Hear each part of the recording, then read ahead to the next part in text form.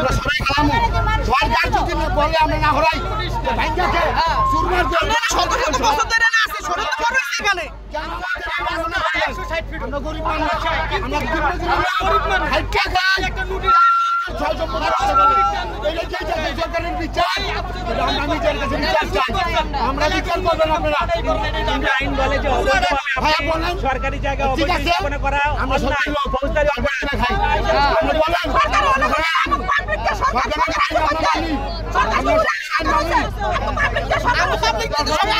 সরকার হইছে ঠিক আছে আমরা সরাই দিব বলতেন সরাই দিতে